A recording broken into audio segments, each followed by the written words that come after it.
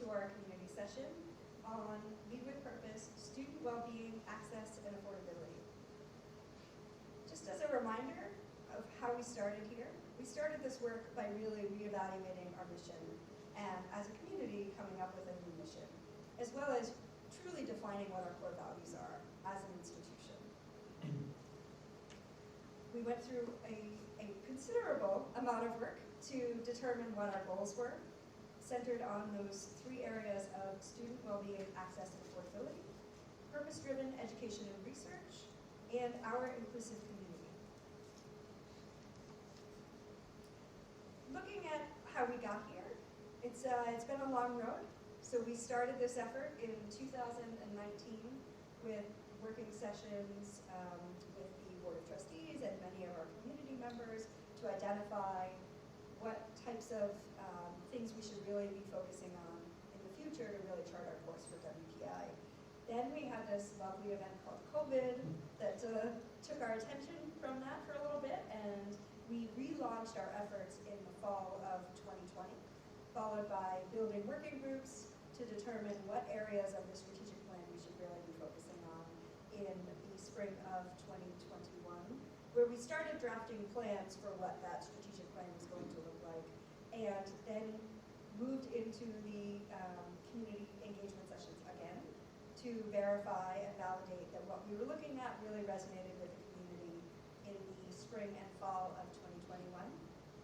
Then our board approved our plan in late October of 2021, and we began building our implementation teams. And now you're going to hear from the implementation teams on some of the work that they have been doing in this shortened academic year and working on the strategic plan. Before we get there, I'm going to talk a bit about the strategic plan investment process, which is a bit different than what we've seen in the past.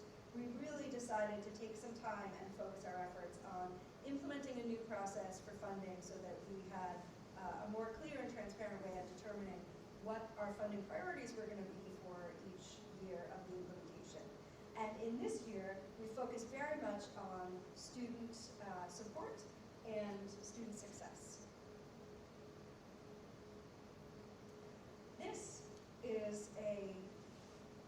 These are your implementation leads for our strategic plan. And you can see we have many people from across campus working on 8 different teams to help us lead with purpose. The most exciting part of my talk is really me not talking at all, and it's about the strategic plan video, so you can hear from your colleagues about why we're doing this work.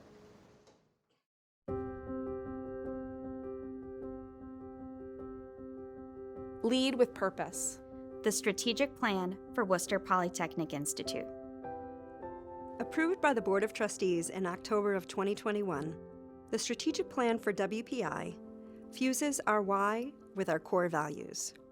To respond to opportunities and challenges thoughtfully and with a strong grounding in our founding principles of theory and practice.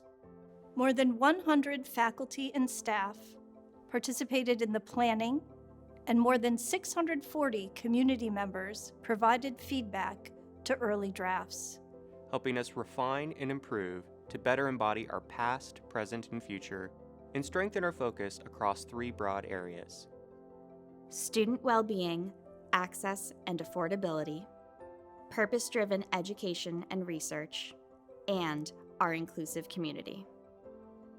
To lead with purpose, we must directly address issues of student well-being, access, and affordability, and commit to building a thriving community of diverse learners and doers.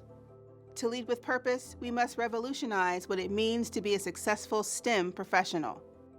Enhance our project-based, interdisciplinary approach to their development, and build a strong research infrastructure to support their success.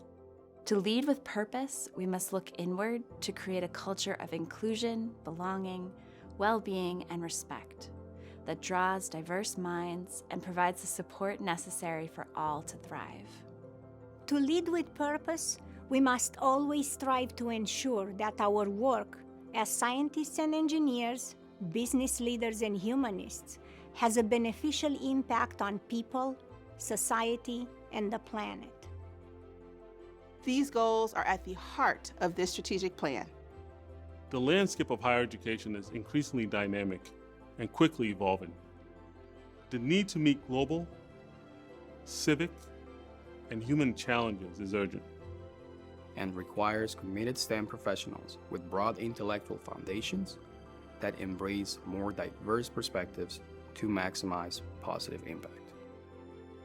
This critical moment requires the distinctive, interdisciplinary, project-based approach to problem solving for which WPI is known.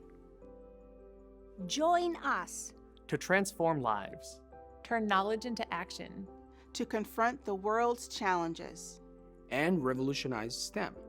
As together we Lead with purpose.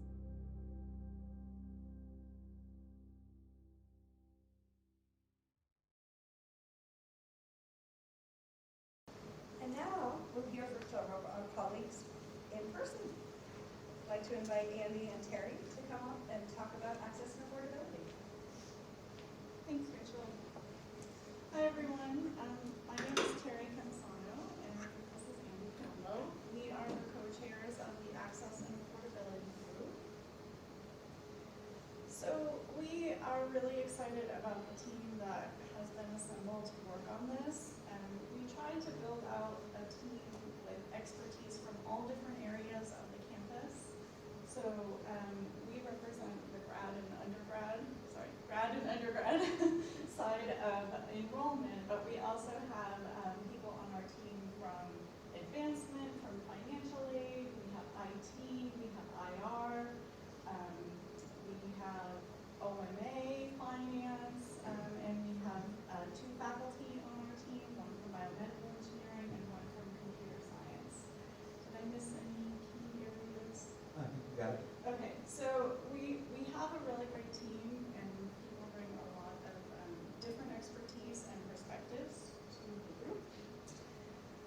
I'll start a little bit just on our goals. So it won't surprise anyone that one of the biggest challenges we face is that our education here at WPI is very expensive. So our primary goal is to reduce the financial barrier to an undergraduate education at WPI. Our other goals are to increase the number of Black, Indigenous, people of color students and students from low-income families who attend WPI, and also to enhance the outcomes and experience of minoritized and underrepresented students at WPI. So very, very important and very, very challenging things that we are working on. Do you want to do the milestones? Yeah, sure. So we have a few milestones for just tracking our progress as we move along in year 1. The first is really trying to get a sense of what families are paying, so the net price.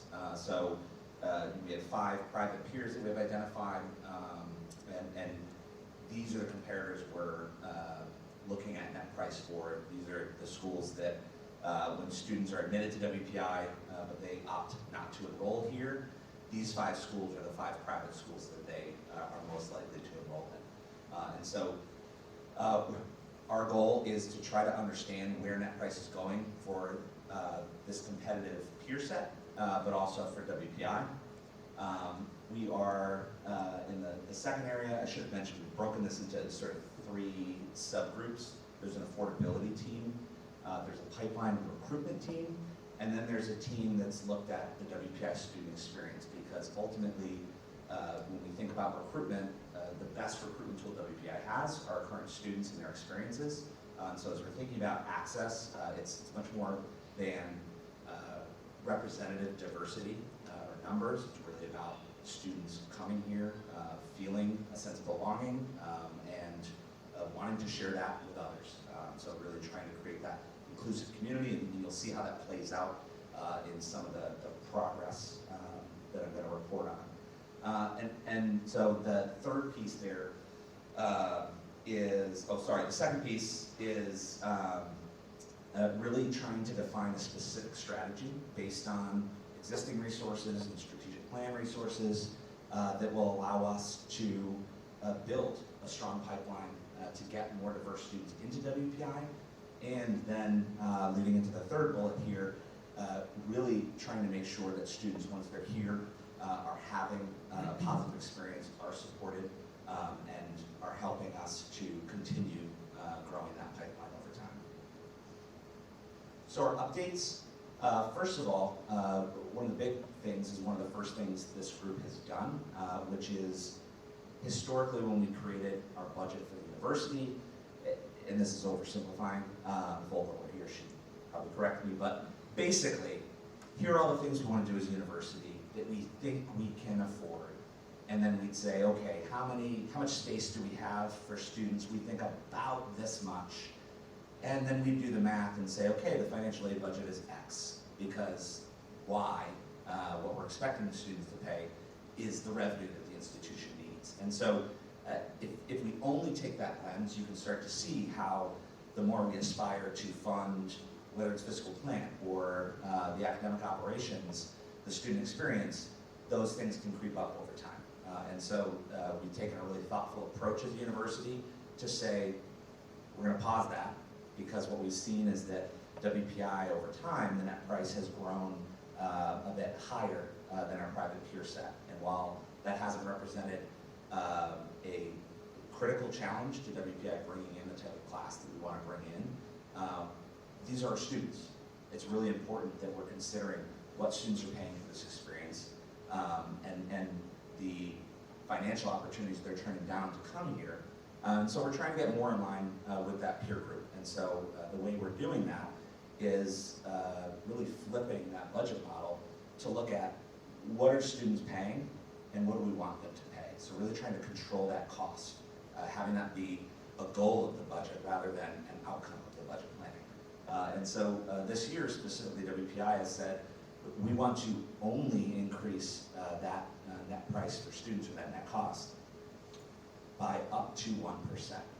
And so in past years, it could have floated 2%, 3%, and we've seen, 2 to 3.5% tuition increases over time. And so the thinking here is that even as we're potentially increasing our tuition and fees in line with our peers, we're sort of in the middle of the group there, we're controlling that cost that students are paying. And so that was a big milestone for us, and we've done that for next year, built a model where that's the goal, and we built a financial aid model investing in financial aid to be able to keep that net price down.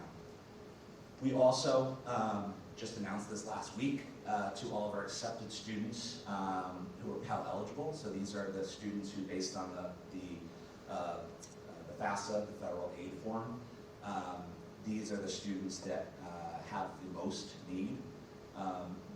WPI is addressing not just their financial need in their financial aid package, but again, trying to think about how are they fitting in and belonging at the university. And so we have a Goat Bucks pilot program that we're trying out to basically give students some spending money. And getting here is not just enough. We want them to be able to do the things that their peers are doing. Maybe it's going out to eat. Maybe it's getting a sweatshirt at the bookstore. Maybe it's paying for books. We want them to have that freedom that normally isn't a part of our financial aid packages, and we want to see how students use that and get some feedback on how that's been helpful, and if there are ways to continue funding that. We also, as we talk about the sense of belonging and trying to make sure that as we're an institution that's committed to diversifying STEM, that we're also addressing that experience for students. And so we created the Nodden Oswell and Leslie Small scholarships. Nodden Oswell is WPI's first Black graduate. Leslie Small is WPI's first female graduate.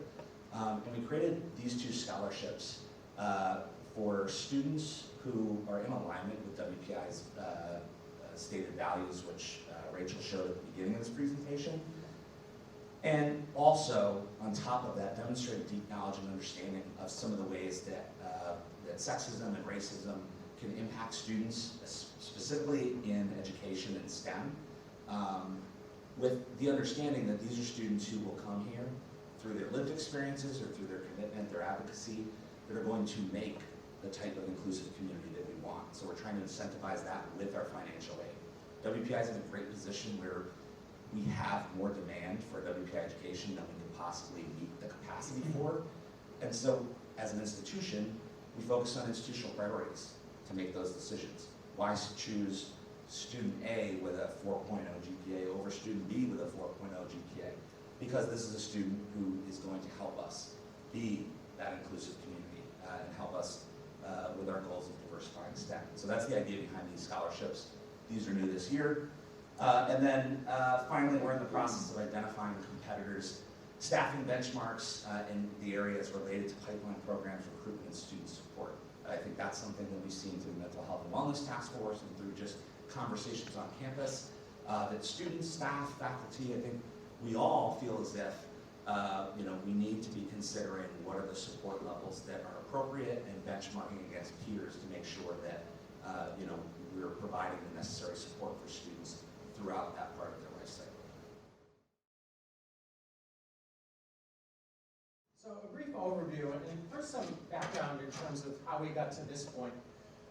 We go back to pre-COVID times, the spring of 2020, when we first charged with forming a group to kind of study student well-being on campus, and I was asked to chair that group. Faculty, staff, students from across campus who got together. We met, I think it was a total of 6 times before COVID eventually shut us down.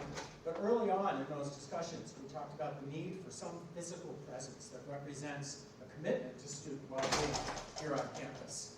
So the seeds were planted then. Post-COVID, we reconstituted, again, faculty, staff, and students, meeting consistently to build on that idea. That group recognized the importance of not just focusing on students, but on our entire community, and really doubled down on that idea of we need a physical presence. And it needs to be in the heart of campus, somewhere that's making a statement that WPI really values this, not tucked away someplace, but this is a real commitment to our student and our community's well-being. This is the current group of folks under MIT. Now, MIT has been formed to enact what the Mental Health Task Force started. So many of the members from the Mental Health Task Force transitioned over to MIT. This is the team that meets weekly, and Paula is co-chair with Matt Barry from my office in counseling, and several of these folks. This is the group that is focusing on really programming, training on campus, the student experience side of the mental health initiatives on campus. Paula? So the overall vision of the Center for Wellbeing is really to focus on a really holistic approach to well-being, so that we are looking at all aspects of the student experience, academic, co-curricular, and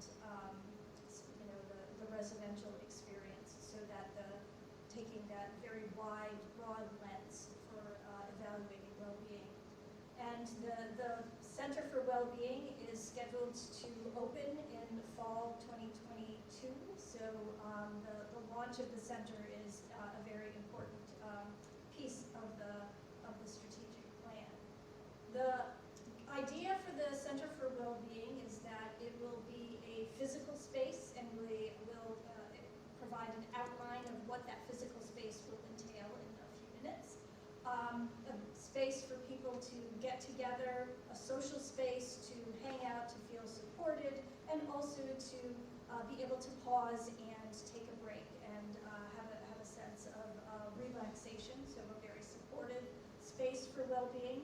We're also working on in-person programming that will take place both within the Center for Wellbeing as well as pointing students to other aspects of programming that are available across campus. We'll sort of consolidate all of that information and communicate that to students, all of the resources that are available to support them. We're also evaluating what role virtual programming will play in supporting students' well-being. And then we'll, as the center continues to unfold, be unfolding academic and research initiatives, so sort of a comprehensive overall experience.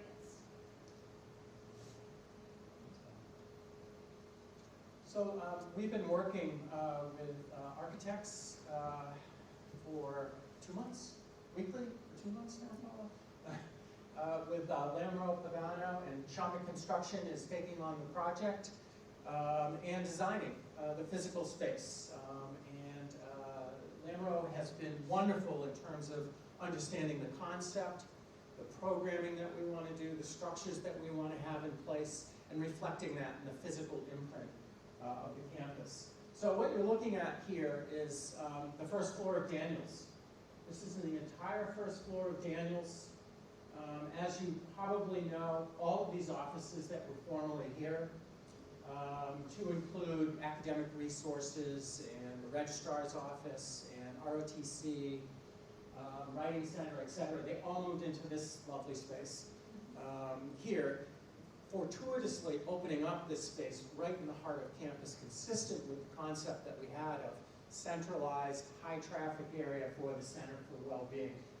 The concept that you're looking at here is a combination of health and wellness here on campus. The idea, let's bring health services, which is sorely in need of new and additional space, the Center for Wellbeing, and a counseling center presence into one space.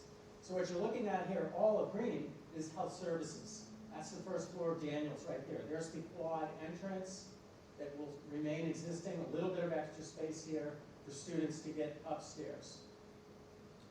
Down on this end is the Center for Wellbeing. In a moment, Paula will talk a little bit more about that.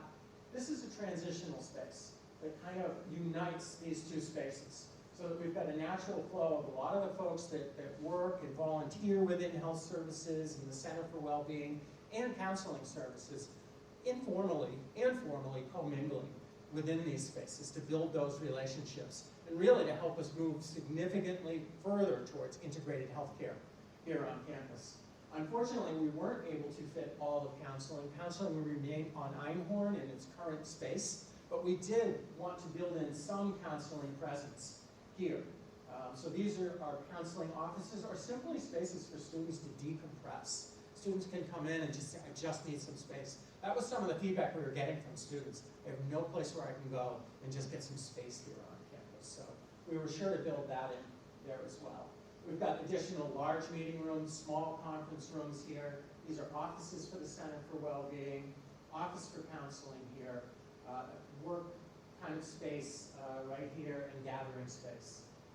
And again, this is how traffic flows. This is the wedge area right here. And students can come in and into the center, or students can come in and around into all of this space here. That's how the traffic wants to flow. Paula? Hand it over to you for more specific info on the office. Yeah, so just a few more details about the Center for Wellbeing. So again, that is basically this footprint over here. So students will come in off of the quad. We'll have some student workers who will be staffing a desk out front to be able to help direct students through this new space. And right behind the student workers, we'll have our office service coordinator, who will be able to provide additional support for the students. So if a student comes up and asks a question and the student worker doesn't know the answer, then we have the office service coordinator handy to be able to provide some additional support. And then also in this suite will be the assistant director for the Center for Wellbeing. This person is really a student-facing face for the center, running programs and interfacing with the students. And in this space, the assistant director will also have some view of the entire physical space for the Center for Wellbeing. So when you come in the door, the traffic flow comes in this direction. We'll have some seating area over here. If anybody has been in this space, there used to be a ramp, but we're making it a gradual incline, so it is an inclusive space for all. And so there will be some casual seating over here, and some additional seating will be over here on this side. This is a programming room for supporting meditation, yoga, other programs that staff or students might be interested in using. We envision that this will be space that student groups will also be able to use for programming, as well as some of these conference rooms, depending on what the needs of the groups are. And then we'll be moving out into an outdoor space, so this is going to be a door over here, and we're going to be constructing some healing garden space outside of the center. Our goal is to have a nice water feature.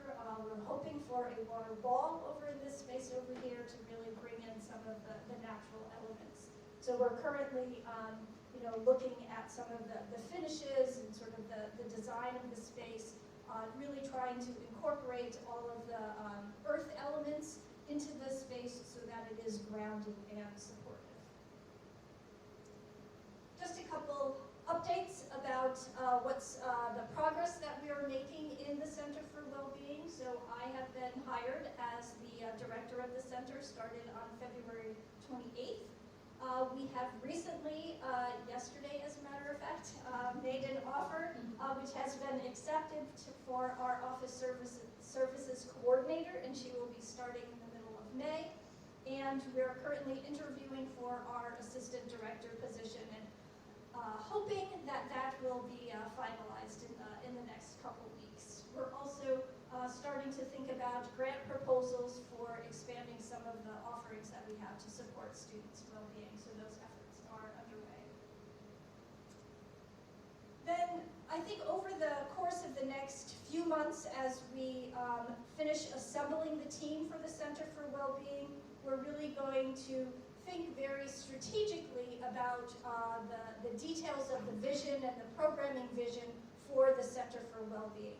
My initial thoughts are focusing on 4 main domains.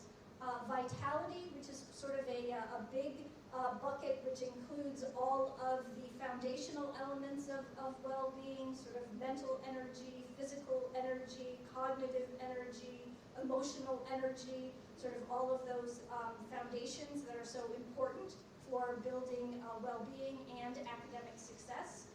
Meaning and purpose, much of the research suggests that having a sense of meaning and purpose is critically important throughout all stages of life.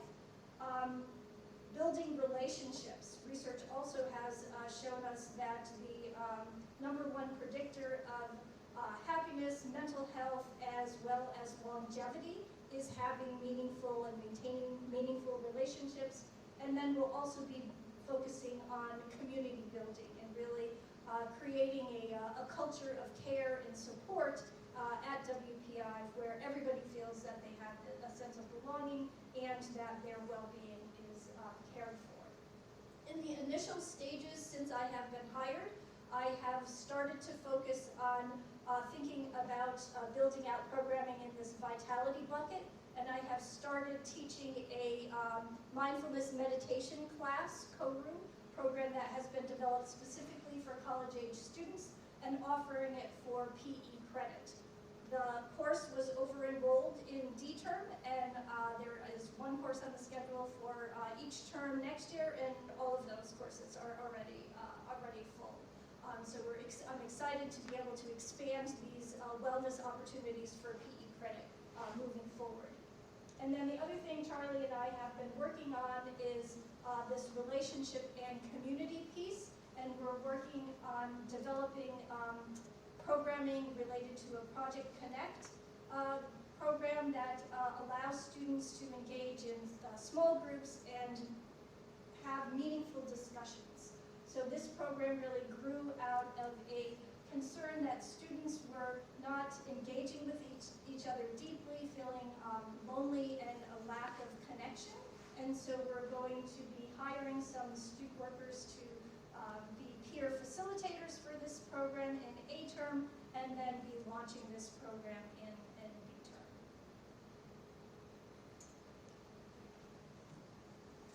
The only thing I would add is that that as Paula mentioned, the Center for Wellbeing is on track to be open when students arrive this fall, and the rest of the project on track to be open in December. I am Jamie Dillon. I'm the Associate Director of Employer Relations and Recruiting, in the Career Development Center. And I'm Fumiya Bobby. I'm an Assistant Teaching Professor in Biomedical Engineering. Excellent. So this is a group of our amazing colleagues who are part of our team for this particular piece of the strategic plan. So our group was broken up into smaller groups, and they were tasked with looking at the data, surveys, and processes involved and looking at them through a specific perspective. So we looked at some data, and then through the perspectives of projects, the systems that we use here, the graduate student perspective, extracurricular activities, and orientation. The goal that we were tasked with was to enhance the outcomes and experience of minoritized and underrepresented student populations at WPI. This is just a small picture of some people in our group in one of our meetings. So in terms of the milestones, we wanted to complete the assessment of student experience for BIPOC students and create an action and priority plan to address the gaps that we've seen in these populations. So what has been completed so far is there has been a study specifically looking at Black student experience here at WPI. That's conducted by Hermine Vidal-Bouton and Crystal Brown. And they have conducted alumni interviews as well as student interviews, current student interviews here at WPI, and have used those interviews to inform a survey that has gone out to Black students here on campus. And that's going to inform what the gaps are and what they're going to do to address that. So basically the goal is to have this be a way to co-design implementation plans with the students so that they can identify opportunities that will be very helpful to students on their feedback. We've also, as a group, as Jamie mentioned, we looked at the different aspects of the student experience for all BIPOC students, starting from the data through extracurricular activities and orientation. And we are currently compiling all of that and synthesizing the data so that we can come up with, again, plans and priority plans to address the gaps. So by the end of May, in about a month, we plan to finish the data analysis and develop an implementation plan for year 2. So we're just gathering that data and synthesizing all the information that we are collecting at the moment.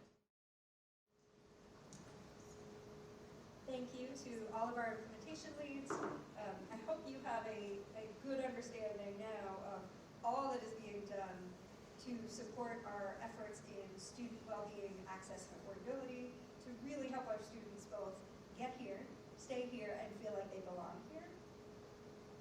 Just some additional information.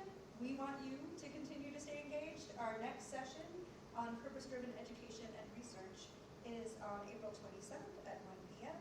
Unity Hall, 420, same room. We also have a Lead with Purpose website, so all of the recordings from here will also be put onto that website so that people can review them at their leisure and make sure that everyone in the community has an opportunity to really get more up to speed with what is happening in the strategic plan, who they could reach out to and talk to about these things, and to be able to provide their feedback. And as well, we are open to your feedback. You can contact us in the Strategic Initiatives Office